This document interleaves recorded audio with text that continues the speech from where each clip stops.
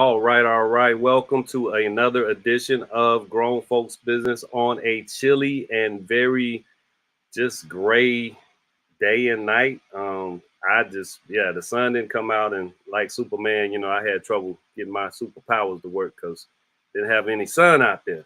But it's still a good day to be alive. So glad to share this space with Merrill and Jay Dwayne and Lisa. Glad you guys could make it. This is what we needed to complete the second part of our conversation. Um, and we're 2 weeks removed, I think, or a week and a half, whatever it has been, because we had a break last week.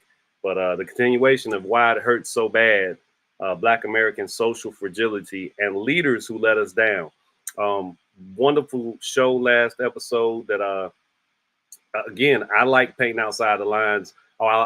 I like you guys painting outside the lines. So Jay brought up a whole different purview to this question that I was not considering when I formulated it, because I was speaking of the so-called higher end people who get more media exposure. But I did like the fact that you brought it more intimate, Jay, to just how Black people can be perceived in the general population based on one person's behavior who may or may not even be renowned. So steering it back to some of what we discussed a couple weeks ago, Deion Sanders had taken a job at Colorado University, or the University of Colorado. I'm not a big college sports guy, but he had left a HBCU, a historically Black college or university in Jackson State in Mississippi. A lot of the pushback or disappointed reactions came from people who had attended HBCUs, or just Black people in general who were disappointed that this guy who brought up a lot of attention, a lot of money to a HBCU, and a lot of talent. Let me start there. A lot of football talent. A lot of players came to that school because of who that coach would be, and it would be one of the greatest NFL players of all time, if not the greatest. I mean, the argument can be made. He's playing the toughest position on the field, and he was stellar at it. So prime time went to Jackson State for 3 years, I think, and he did some things, and then he departed. And a lot of my problematization of this public media-driven frenzy of was it right, was it wrong, is literally in how Black perspective has been articulated by some celebrities and so-called leaders, because they consume the airtime on the media waves, and they do it in a way that I am not okay with. And one of those being Shannon Sharp.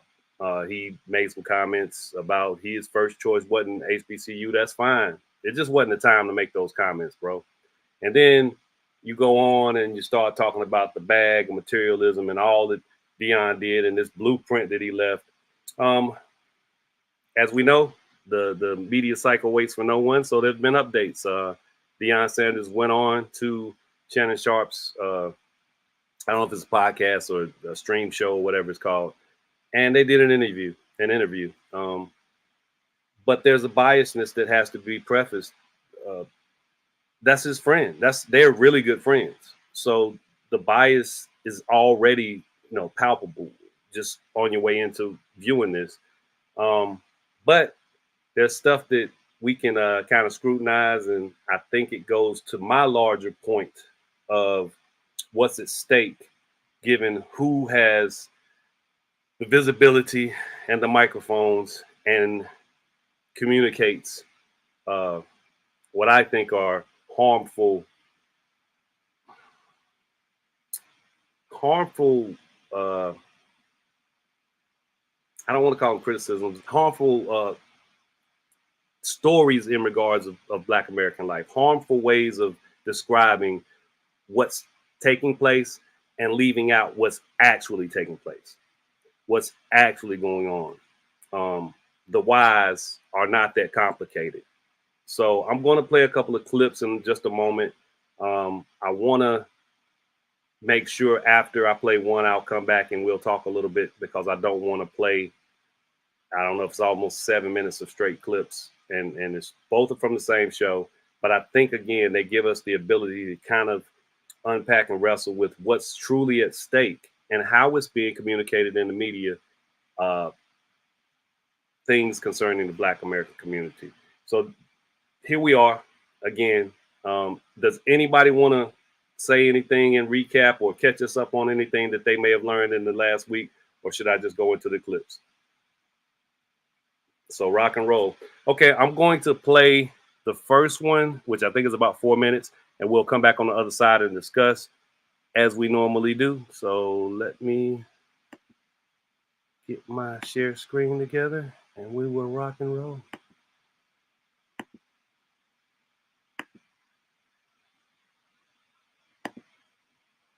Here we go. CNN had a segment where they asked, is Deion Sanders a sellout for you leaving an HBCU? People said he sold a dream, then walked out on the dream. You're a con man. Let me stop you right there. Okay, go ahead. What did I sell? I don't know. I don't recall. Now, I could be wrong. I don't recall you saying you was going to stay for any length of time. But what was the dream? The dream is that I wanted equality. Right. The dream that was I wanted these kids to get the notoriety and get to the NFL. We did that. Right. The dream that we want better facilities and we're overlooked and underfunded. I've established that. And we made strides towards that. Okay. The dream was that I believe that we could win. I could believe that we could graduate at a certain rate. I believe that we could treat these kids and raise them to be young men. That was the dream. Why did you stop dreaming? I ain't. Right. The dream continues. Could it be the dream that you had and the dream that they had are different? That might be it. My man, let me tell you something. You know how I think. Right. You know how I dream. And I don't know if that dream will ever align with my dreams. Right. Because I don't just look at athletics. I look at everyone. Right. We're for people. Right. We're not just for athletes. Right. Although that was my position, I'm in there fighting for everyone. You're more than a football coach. You look at that. You look at yourself as more than a football coach, don't you? Yes, because I am. God ain't just called me to no ball. That may be the title or the position, but no matter whatever occupation you have, you got to do more than what that job description says. You more than. The secret to growing your tool by 6 to 5% in a matter of weeks can be found in your fridge. Are you afraid your tiny buddy down there isn't? You more than this, yes. Right? Yes. Is that it? Yeah. Is that what I do? That's not who I am. There you go. There you go. And I do understand the people, but what I don't understand is do something about it. Won't you give a little more? Right. Won't you spend a little more time? Right. Won't you really try to bring solvency instead of sitting back throwing sticks and stones? Right. And it seems like all the people that are screaming and yelling and bickering and murmuring, check their giving. What have they given? When I was at Jackson, I told Ashley, unless they substantial givers, I ain't got time to be meeting with them. Meeting about what? About what?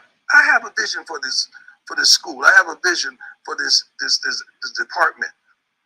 Why am I meeting with you to talk about what I should be doing and you ain't doing that? Right.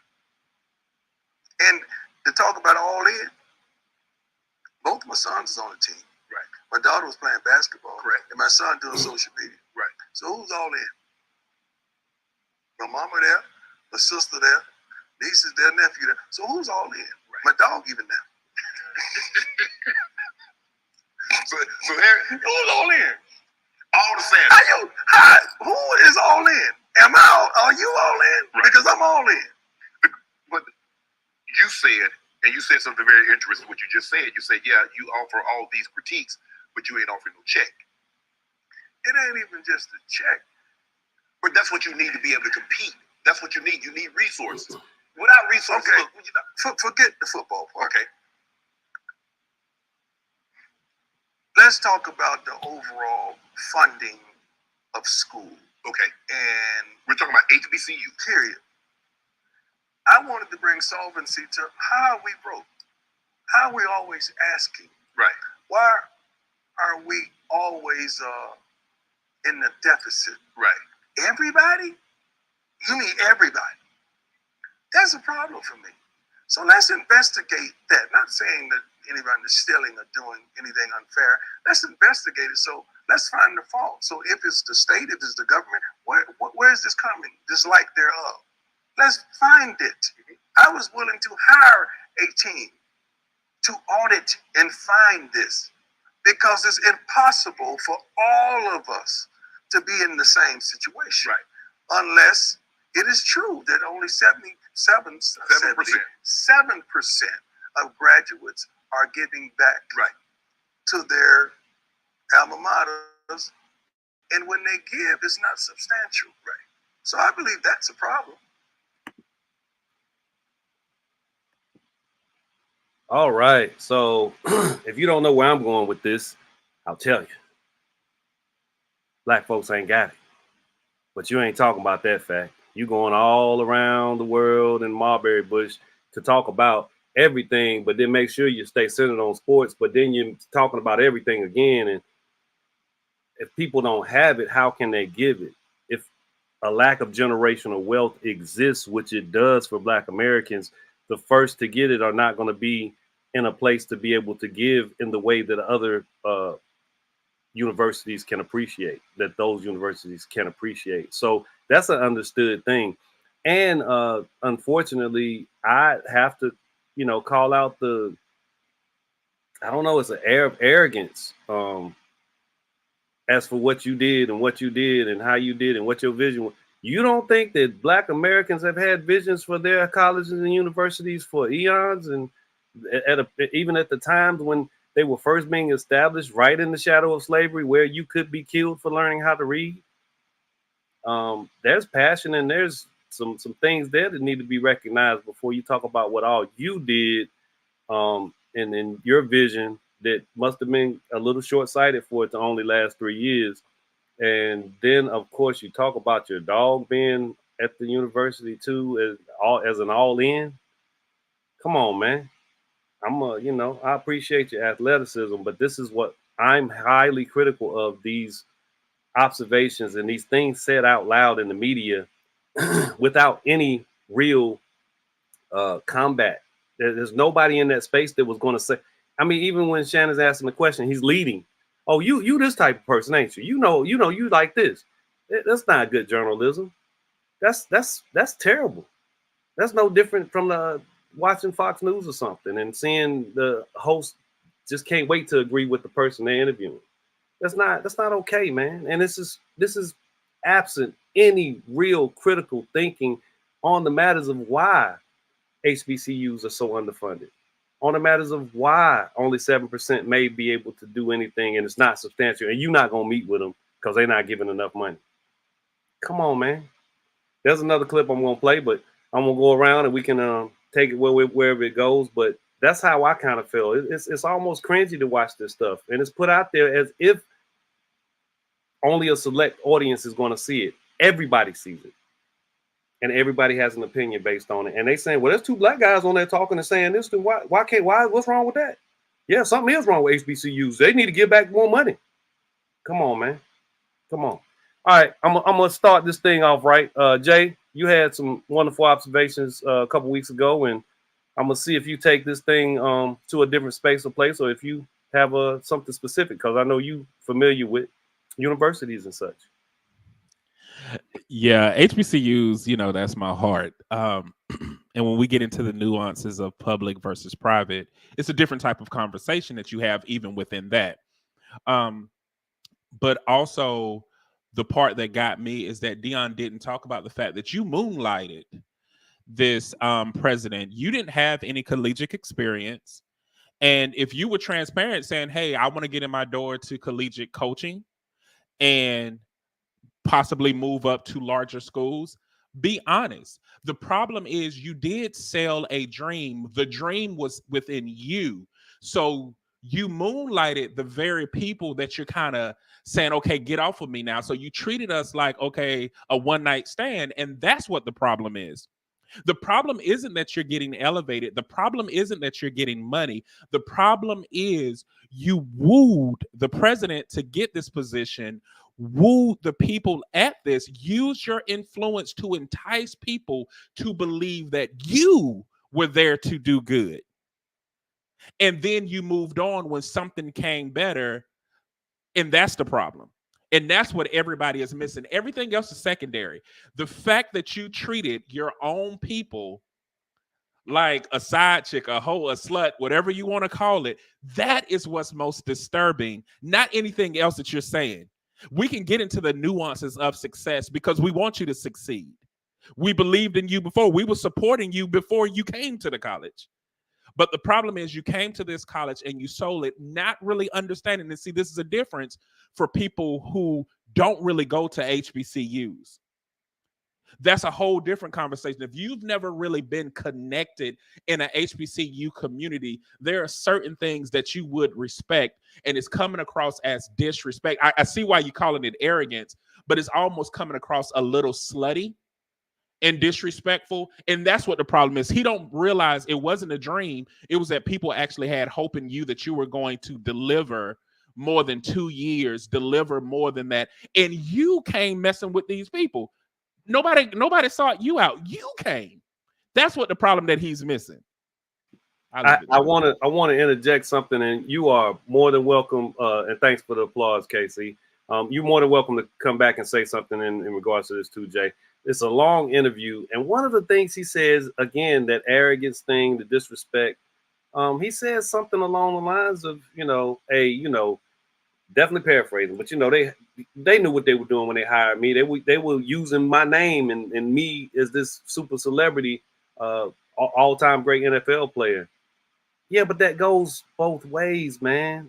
As you just articulated, Jay, you still got an opportunity to be a head coach without the resume that's generally required. And the rub is you're who you are. And that's a big part of the exchange. And again, nobody was saying you have to die there, you be buried there. No, I made this little analogy, and I'll come right back to you, Jay. Black folks are more than understanding. I believe that wholeheartedly. If you left with some more gravitas and dignity and understanding, you're going to still have your critics. But if you say, hey, I did all I could, I got to take this job, I really want it, and I'm sorry, but that's not how you leave it. It's almost like with this how dare you attitude. I said if his alma mater, I think it's Florida State. Florida State. Yeah, if I said if Florida State was the one that offered him this opportunity, black folks would have helped him pack, because we would have understood completely him desiring to go to his home state and coach at his alma mater. But you left for Colorado. I don't even know how many Black Americans attend that university that are not athletes. How many? You might have just took that population a little bit further, but if they can't run and catch, run fast and jump high, then you didn't do anything magnificent. You just took a job at a top Power 5, from what I understand, in school. This ain't personal. These are observations. Jay, go ahead. I'm sorry. Oh, no, you're fine. And to that extent, it is a little bit personal to me. And I will say it's personal because you bothered this school for this opportunity when you didn't have one. And we don't know, but I'm going to just say, we don't know how those 2 years of experience at a collegiate level at a coach actually made you. We don't know the opportunities that it created. So just like you saying, we made them know you used your name to get in the door. But colleges are very funny. They don't care about a lot of stuff. And they like, you ain't got the experience. So yes, they took a gamble on you, and it was a beautiful marriage that worked. Now, what happened is when he committed this infidelity and went out there and act like this school didn't help him. As much as he helped the school helped elevate you and your platform, because now you have a new notch on your resume that you didn't have before coming to this school. And unfortunately, a byproduct of racism is something that happens far too often, is when we will coon out our people for the next stage. And that's the bigger problem. I'll leave it there. I'll stop because I get paid. And you're going to have an opportunity to come back with some more, man, because I'm going to play this other clip. And just critically important for my dynamic, I went to James B. Dudley High, predominantly black high school. I call that my first HBCU experience. I didn't feel the need to go to HBCU because I went to a black high school that's historically rooted in my community. But I went to North Carolina Central also for my master's, and we did beat Jackson State this past Saturday. So Fly Eagles fly on that note. Send them off properly with an L. Lisa, coming to you next. Any thoughts based on the clips or any things you processed in the week we've been off? An anomaly here. I'm gonna be real quiet on a lot of these subject matters because I'm not as well versed, right? So I'm not as familiar with the intricacies of Dion, and I've followed and have supported the whole Jackson State thing. Anybody who knows me knows I have mad love for HBCU. So I'm going to speak in that vein. I do understand and agree with Jay Dwayne's assessment about, you don't just get to say you gave. And then the fact to what we really need the investment and the commitment of the investment for our people. And I think I said on the last show, and I don't take it back, and I've had subsequent conversations since about the importance of us having respect for what HBCUs have given to Black Americans. And I tout quite often about my 3 Black sons. I got the opportunity to go to the illustrious North Carolina Agricultural and Technical State University.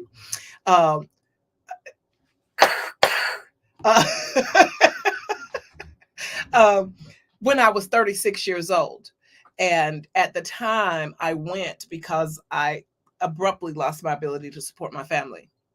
And I thought that I wasn't being respected for what I was earning. I was earning about $7,000 a month with just a GED.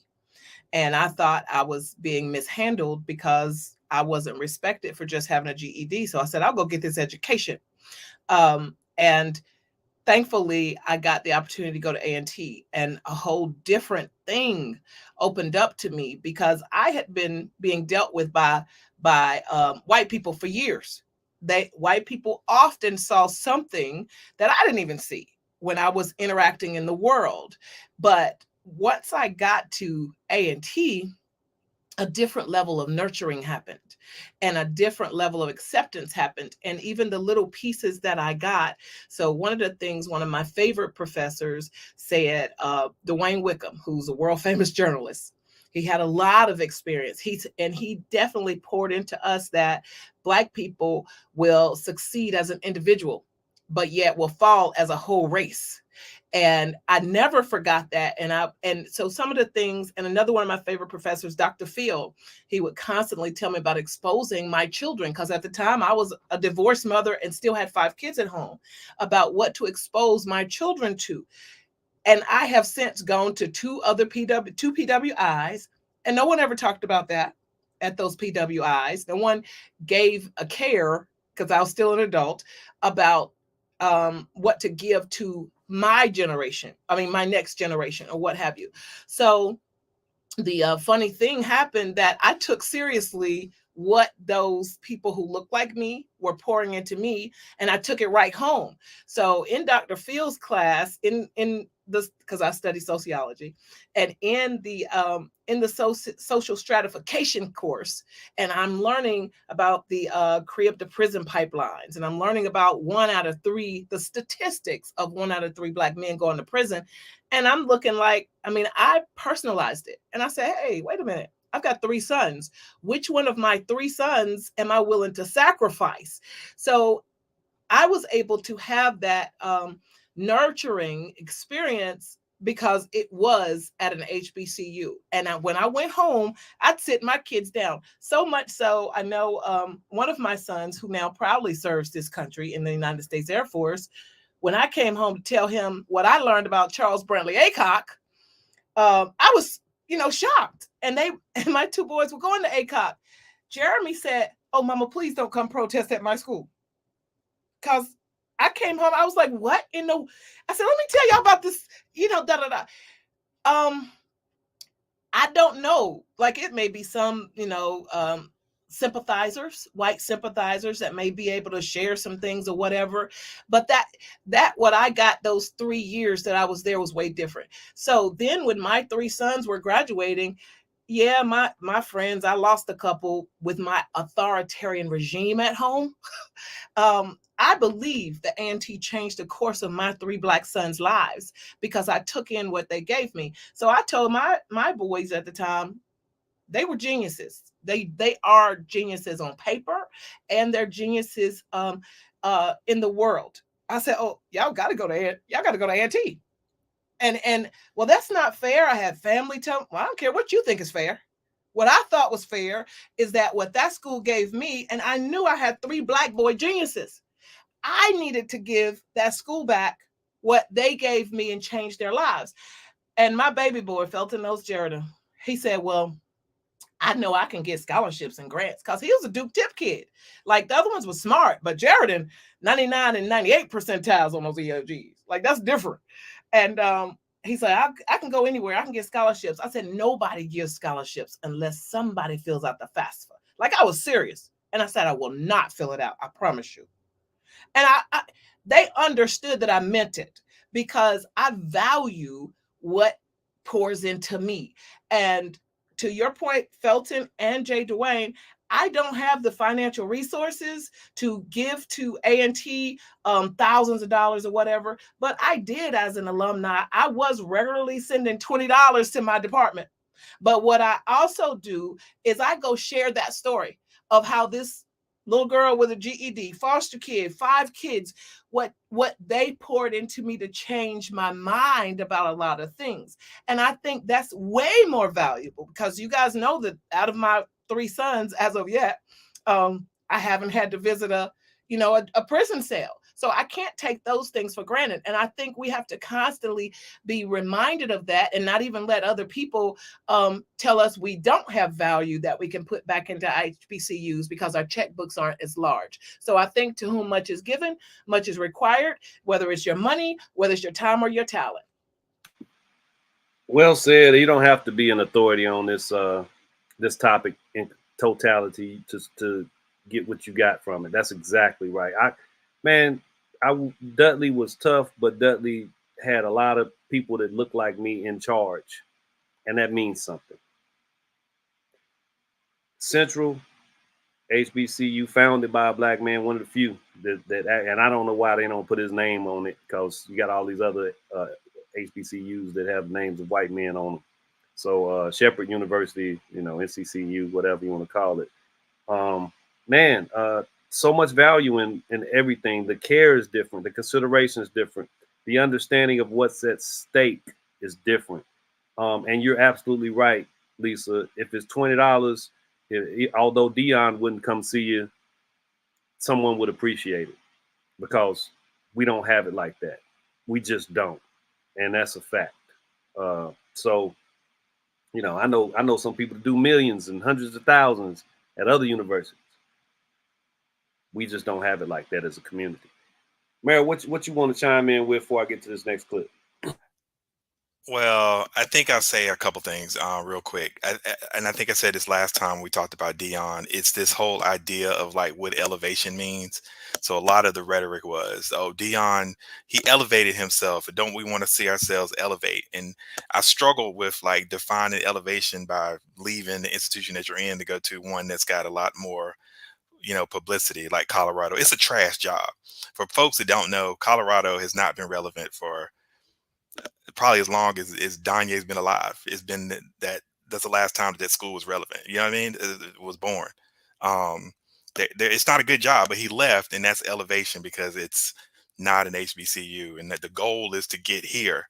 And that's the part that struggles with me. And then what you said, Jay, Dion, and Felton, you too. I mean, he's a salesperson, so he does a lot of double talking and talking in circles and not saying anything. It's just a bunch of mess. But he just fails to acknowledge. If he just could acknowledge that you have, as a coach, any coach in any college program has to sell a dream because you're recruiting kids to be there for 4 years. So you can't talk about year to year or what I might do. You have to sell them. Now I'm going to be here forever. So like all coaches have to do that. I think but Dion went one step further and tried to create him as himself as some type of messiah.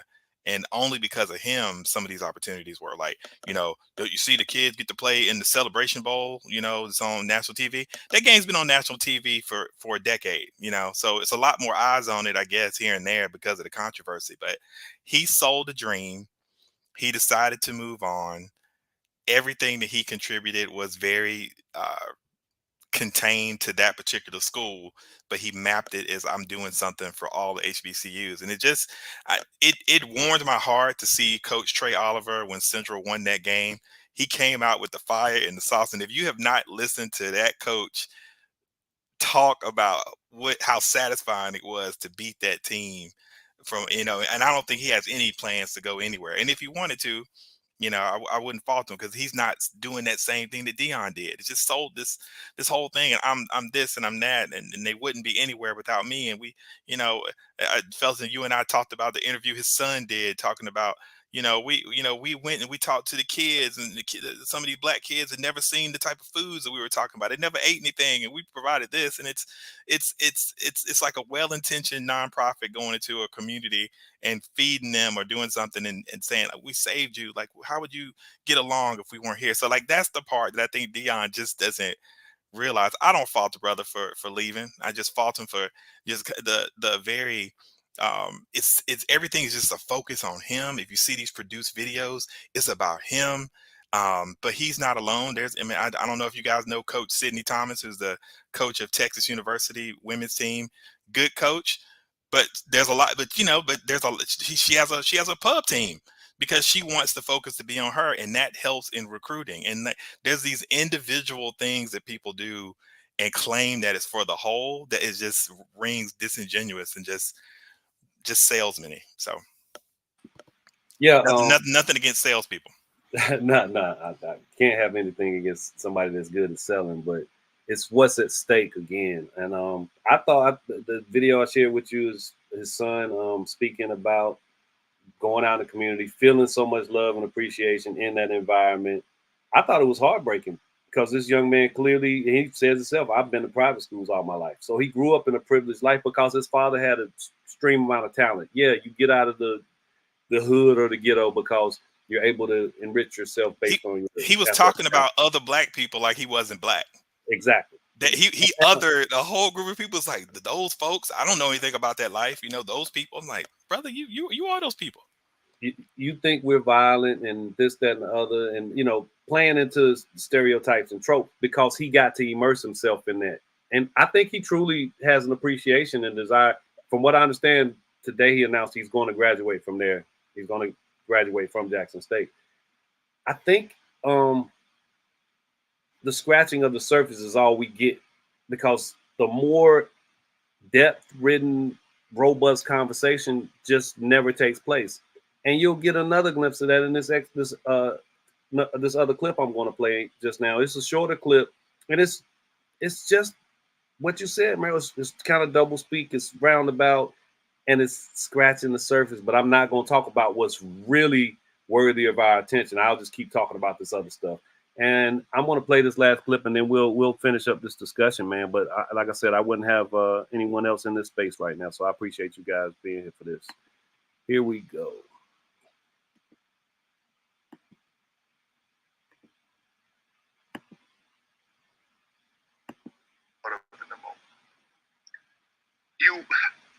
Because also what I hear is that everybody can't be Dion. They can't build on what he started. He was Deion Sanders. How can they build on what you started, what you created? You could take somewhat of the blueprint, right, and understand it. Let me just give you something simplistic. We won, okay? We didn't win a championship last 2 years. We didn't win it, but we had outstanding records. Yeah, you won the swag. Okay. We had a quarterback that could throw. Yes. Okay. The next best team in the swag is FAMU. Right. Up under Willie Simmons. Great offensive mind. They have a quarterback that can spin it.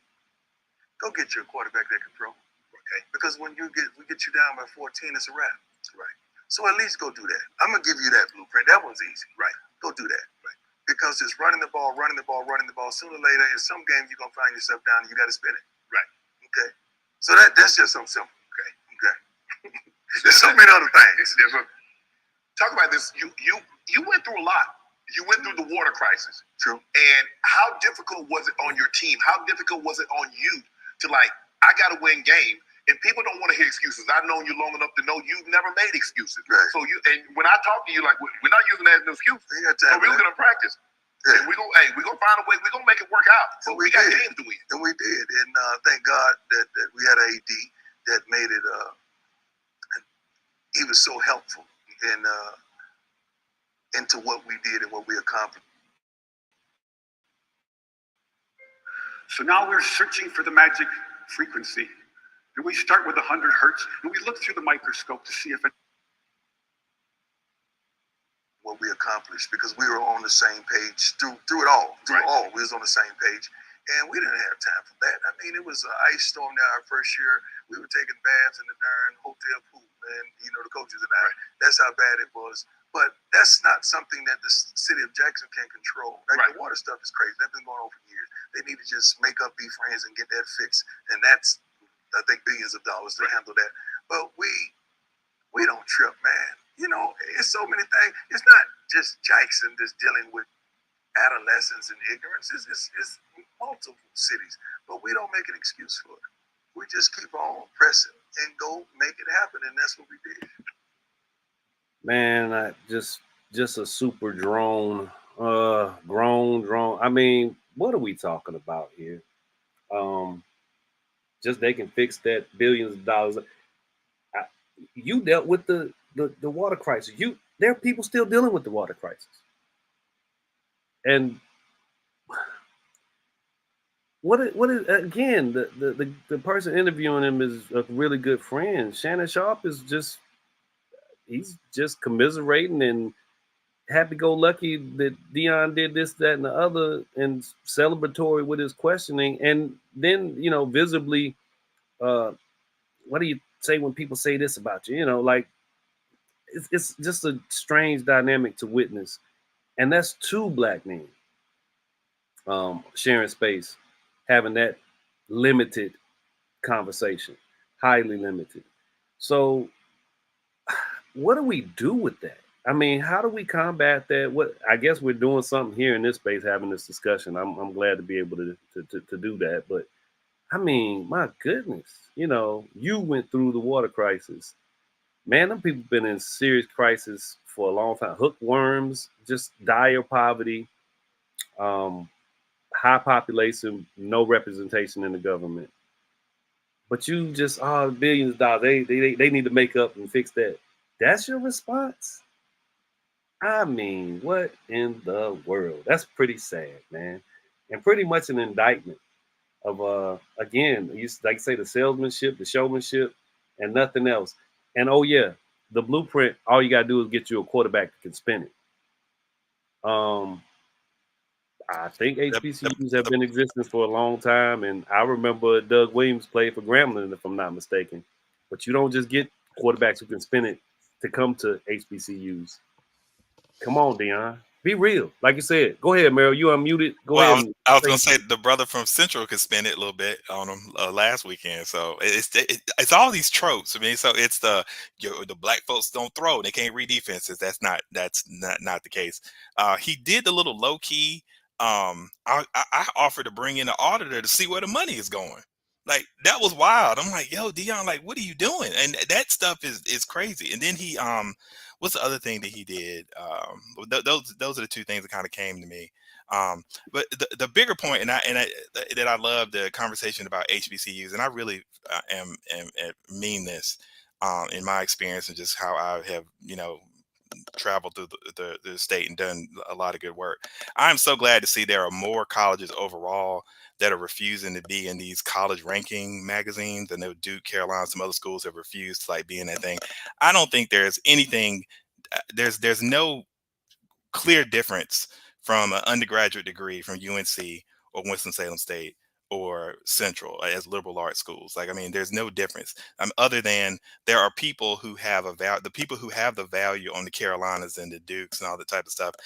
they make decisions in spaces that people choose to go into. You don't have to go into those spaces, but if you choose to go into certain spaces, then yes, going to those schools means something. But like the actual level of education and the excellence and brilliance that comes from people who go to it doesn't. There's no difference. It's the student and what you put into it. Same thing if somebody is doing something really technical and they end up going to NC State versus North Carolina A&T. There's no difference in the level of education. I think in a lot of cases, the what A&T provides is stronger. And some of the careers and some of the things that I see young brothers that are entrepreneurs and really doing some really big things. But it's just, where do you want to go and where do you want to be? And you are making an active choice no matter what scenario that you put yourself in. So yeah, that's what I come away with. Don't mute yet.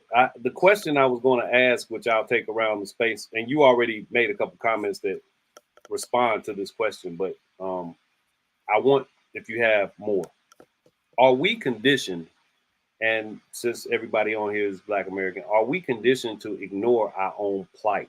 So that's what I got the sense of watching that interview and hearing other comments and hot takes. There's a conditioning, in my observation, to ignore the overall community's plight. Lisa, you made a comment earlier that spoke directly to that when you spoke about the professor that told you Black folks fix themselves, but they won't think about the community at large. I thought about, Meryl, you remember the show I did where I noted David Richmond's plight, one of the Greensboro Four, and I cited some of the interview he gave when he said they had a professor that told him, I got mine, y'all got to get yours. What kind of attitude is that to have? And are we conditioned to ignore our own plight? Go ahead, Meryl. Yeah, I mean, I think there's something to it. I mean, I do think that there is the values of this country. I think, in that, in a lot of regards, it's like resources are finite, and so if they are finite, you need to take care of you and yours first. And that just seems to be it's the reason that the pandemic happens, and like other countries that like have a more socialistic kind of point of view, they can get the community to be like, let's think about each other. So the safest thing for us to do is to stay inside, and then we will, as a government, provide you money so you don't have to scratch and claw and be worried about that. But here in this country, we couldn't get people to put masks on, do that stuff, because it's like, something's infringing upon me, and if it's hurting me, then I don't care about everybody else. In particular for Black folks, there's this whole thing of like, the dream is to get into the house, right? Because like the field, it hurts, it's a lot of pain, it's hot, and if I can get into the house, I'll do anything I can do in the house. And once I'm in the house, I don't want to go back out there, and y'all got to worry about that stuff, but I'm good. So it's yeah, I think there's something to that. Yeah. Lisa, what about you? Are we conditioned to ignore our own plight? You made some great comments earlier. Let's just expand upon that if you want. Yes, because to Meryl's point, I'm with you that I think that once certain people get to where they think they have elevated, then if they reach back, they're going to be pulled back, versus being able to pull someone else with them by sharing information or sharing access and opportunities. I don't know what to, honestly, I don't know what to do about that, because I don't know how to think in such a selfish vein. I'm always, I mean, I've won superlatives for being the most inquisitive, but equally I share. So I ask a lot of questions, and then I share a lot give a lot of feedback, because why would I want you to run into the same ditch I ran into when there's going to be 15 other ditches? Like, there's things. So my 17-year-old asked me today, she says, well, why don't we hear more about Hitler? I said, well, the Jews and the people in Germany are pretty confident, and I've mentioned this book before.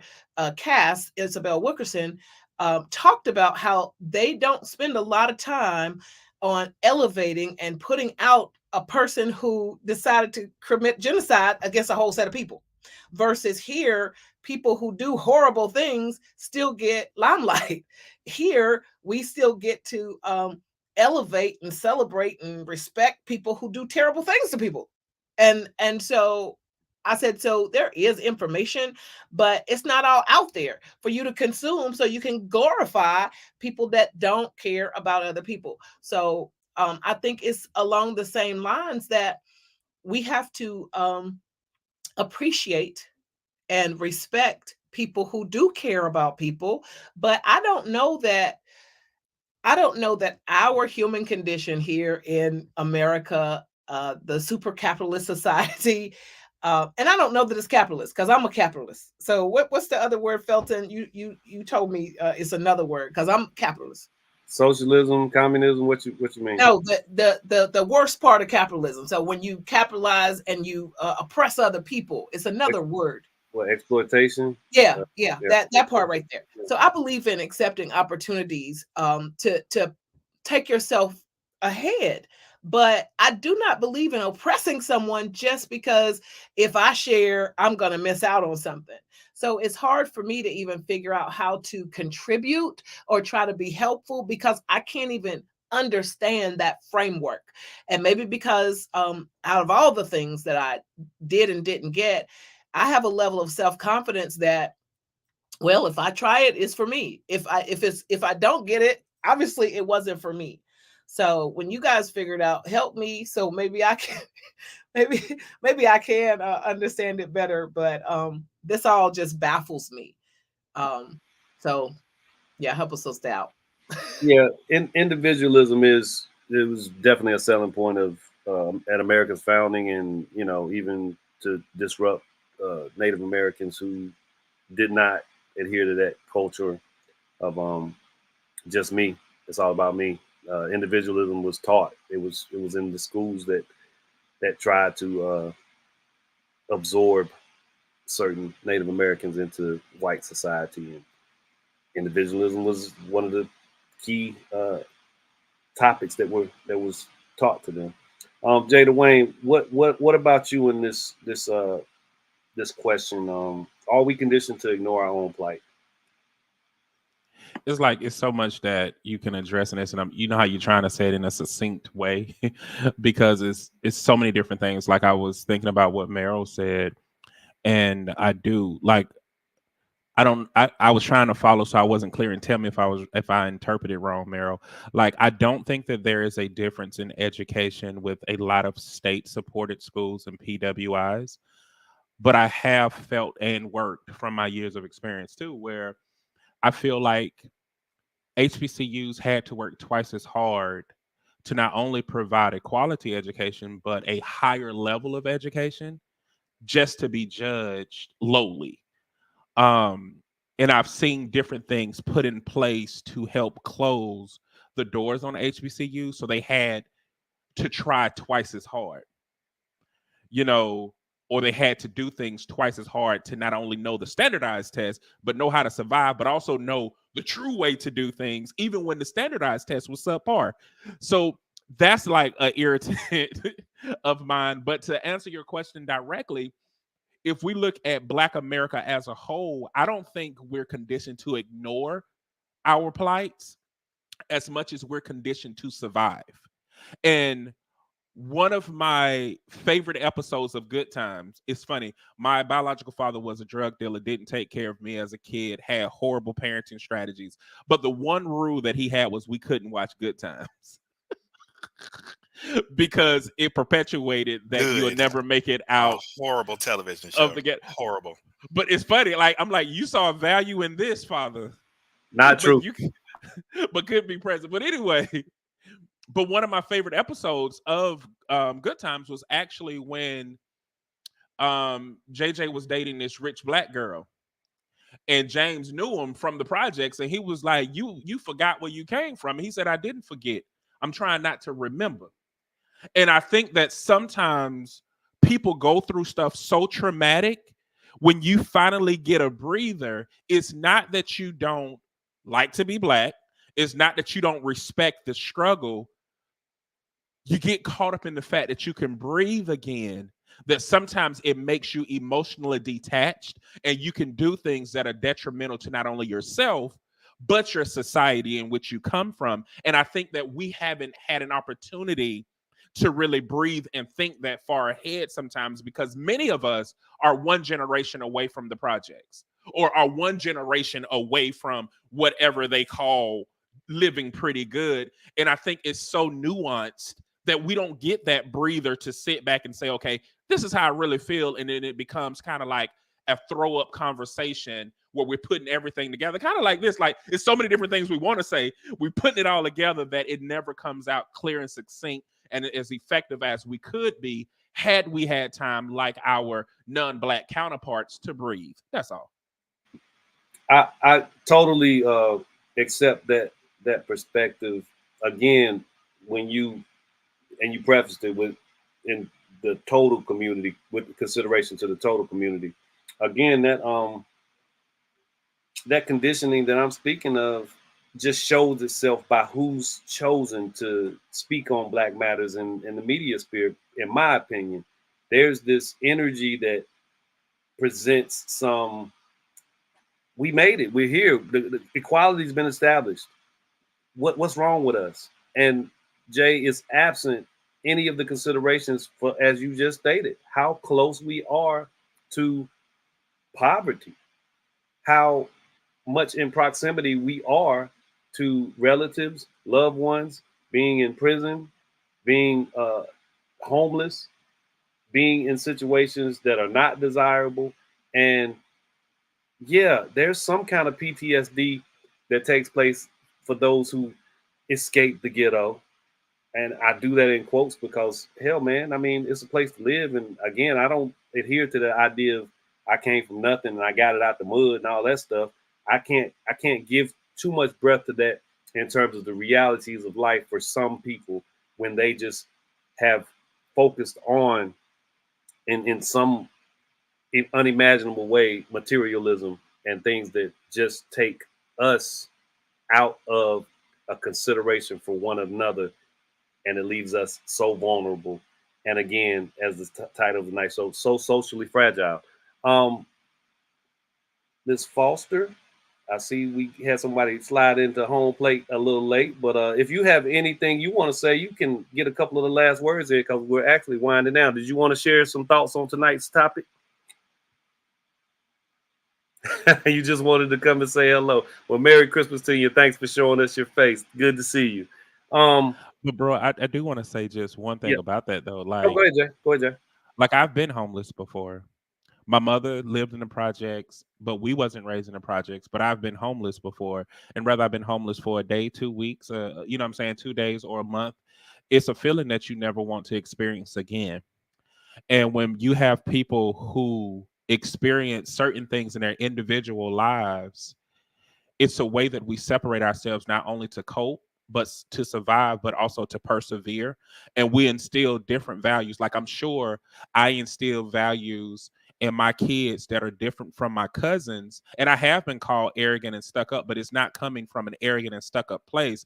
I just understand you can't afford to make this mistake because I have seen what it can do for you, or what the worst side of that. And I think that because we only get spotlights into people's lives and we look at these platforms, we don't know what motivates people to make the decisions that they make, or even what is perceived selfish. Some people are selfish because they were homeless and they were hungry all the time. And so when it comes to food, they don't share their food. Whereas another family, like, sharing food is like a beautiful thing, but a person who has experienced things, it does things so differently. And unfortunately, Blacks have dealt with so many different types of oppressions that we try to look at oppression from a linear lens when it's very intersectional in a lot of things that we do that influence so many things. So it's like, even that, we don't have the privilege or the luxury of our white counterparts to just examine one oppression. Hell, can we just focus on one? No, we can't, because it's so many different oppressions happening every single day to us that influence decisions that sometimes, unfortunately, it seems like they get the one with the less dust. Dion looked like the less dusty one this time. Let's put him on this platform and elevate him, but we have no idea of what made him become this quote unquote arrogant superhero to make the decisions that do seem selfish. And I'm just using him as an example, but there's so many other people who have made decisions and you're sitting back like, what the hell are they thinking? But we all deal with so many things that it messes up sometimes that we can't even afford to mess up. We can't even afford to be human because of the multi-layered intersectional oppression that we deal with in Black America. And a lot of us are just one generation removed from something that was even more severe, especially now. That's all I was thinking about. No, I mean, again, well received. I mean, the subjectiveness has to be taken into account in any of these conversations, but the overarching, the objective perspective is what we're communicating about in terms of just understanding when you are this uber successful athlete and you get to communicate ideas and thoughts that are going to be absorbed by millions, and this is the best you can come up with, that lets me down. That lets me down. And Jay, I remove all subjectivity from those vantage points that they hold because they need to be considerate of what they're communicating. And that subjective notion needs to take a little bit of a side note for understanding what's at stake for the whole. That's my main argument in this situation, especially when it comes to, two guys just sitting up there talking like, give more to the college, and I ain't gonna meet with nobody that only gave $7 or what. What? I mean, you're totally missing all of the point. So I'm going to get us out of here. And Jay, I'm coming to you first. If you had any other thoughts you want to wrap up with, but I want to ask this last question. It's a long one, but the answer will probably be short. So this is what we'll leave on. When is the last time you felt a sense of pride connected to someone acting as a representative of the Black American community? When is the last time now you can take it to the level of someone in proximity that's close by and you've seen it more recently if you want to do that. But you guys know that this is about those that are in the media and represent us more so. So if you want to do both and that's fine. But I'm interested if you can catch one that's you're seeing on TV recently or somewhere talking that gave you a sense of pride for what they were doing. Go ahead, Jay. Oh, well, in that case, you're right. That's easy. Every day, man. It started with Merrill, meeting Merrill, man, as somebody who is heavily involved in the community and uses his influence to make positive change. Like, he literally changed the way that I looked at a lot of successful Blacks because of, his transparency. And then, like, meeting you and Lisa, I didn't know a lot of people that were really into politics and stuff like that.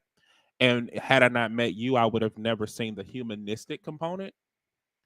And then there are some people that I don't know directly, but I've been in spaces with, like Bakari Sellers.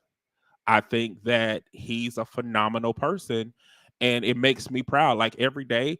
And I think naturally I have a high level of negritude anyway, because I do believe in esteeming Blackness and our culture anyway. So it's a high level already there. But when I see people like you, and then I see the up and coming like Greer Webb, and I see Kerwin Pittman, I see so many that are doing things in the community and are not taking names. Like, man, I'm proud, and it made me poke out my chest. And like, being in spaces with y'all, man, it's just like, I feel dope every day, because for every Deion Sanders or for every Shannon that may say something, I know somebody personally that is the counter to that, and I'm proud of that.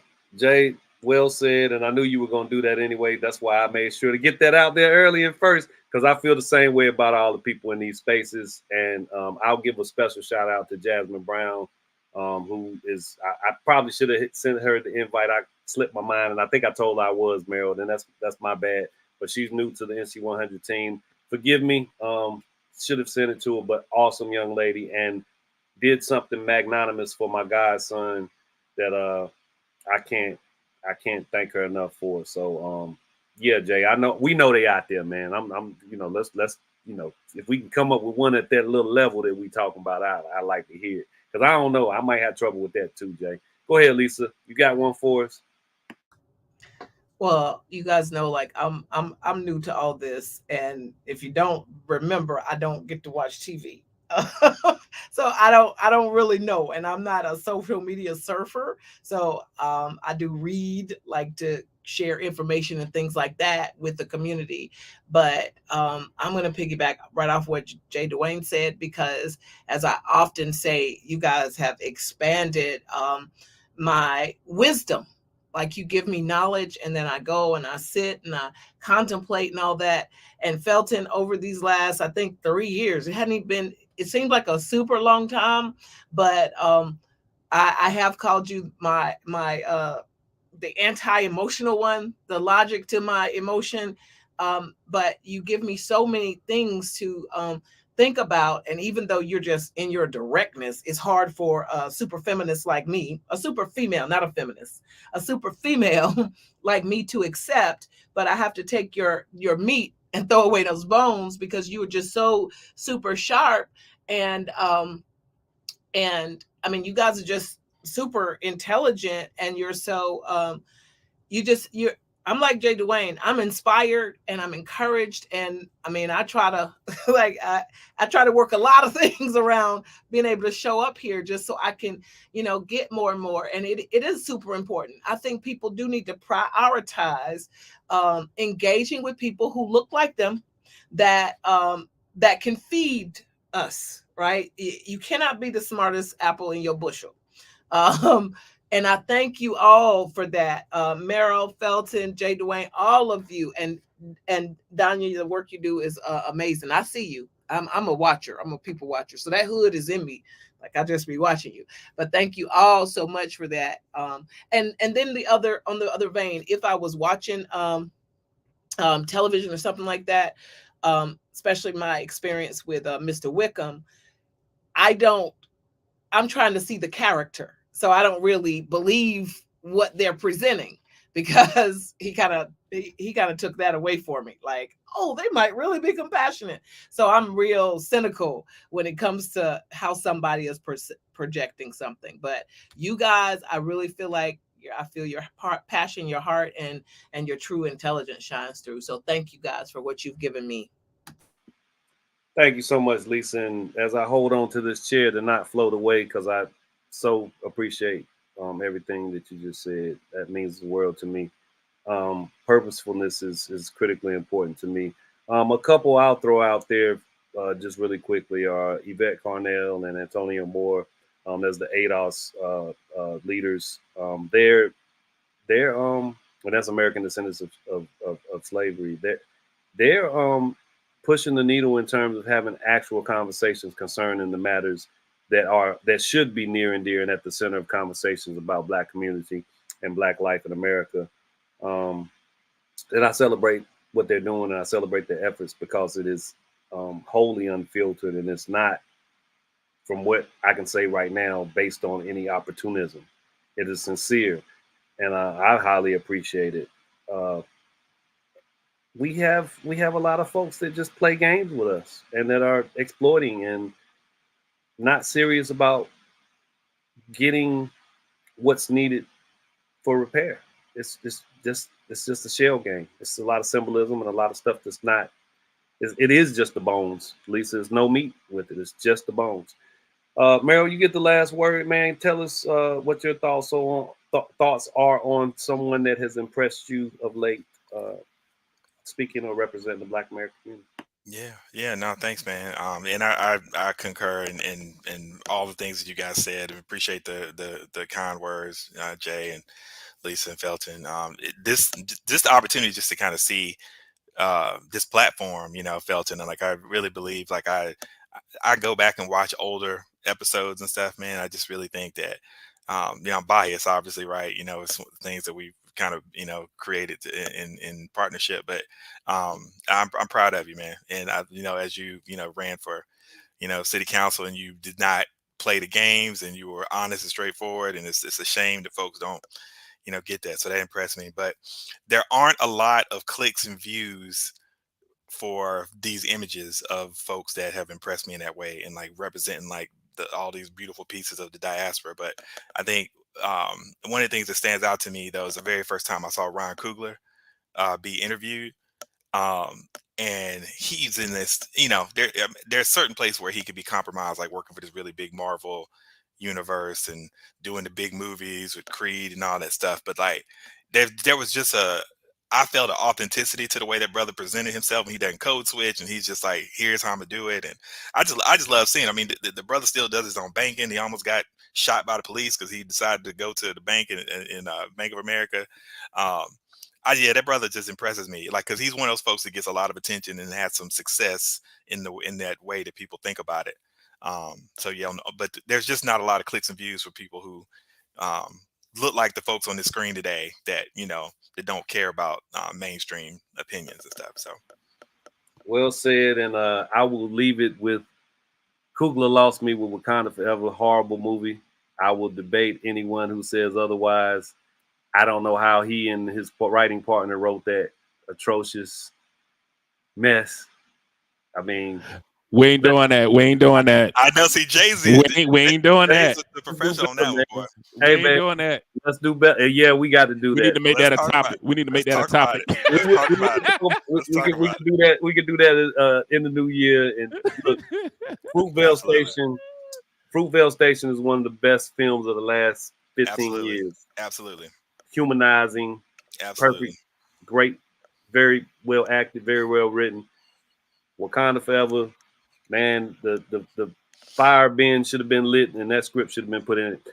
Yeah. Y'all have a wonderful night. Merry Christmas, Happy New Year, all that good stuff. But look, don't. Oh, you're gonna talk about next week? Yeah, we will be back next week. It will be cash and prizes on the line. Some people just watching. We're gonna have new people on the show, I'm sure, next week trying to win something. But it will be a celebration of Christmas, and the new year will be close to being upon us, and we'll have some Kahoot games and some little quiz. And if you can beat me, then you can win something, or maybe we just let you win something anyway. Either way, it will be a good time as we get ready to transition into 2023, and onward and upward. More to do, more to say, more to see, all that good stuff. I truly appreciate you guys sharing this time. It means the world to me. Again, always thanks, Meryl, for letting me do what I do in this space. Danya, thanks for controlling the airwaves and making sure we get streamed properly. Jay, you and I, we'll chop it up again in the near future, man. Common ground is always a nice thing, but man, I love to be challenged, and I appreciate you for doing that here, man. Lisa, love you. Take care. See you soon enough. Everyone have a wonderful night out there. Thanks for joining us.